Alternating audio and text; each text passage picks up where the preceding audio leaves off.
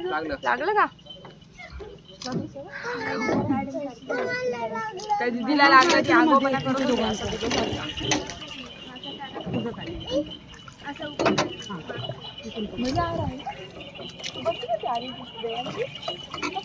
बघ इकडे बघ हा छान आहे तू तिकडे सर तीर्थाला इथे बस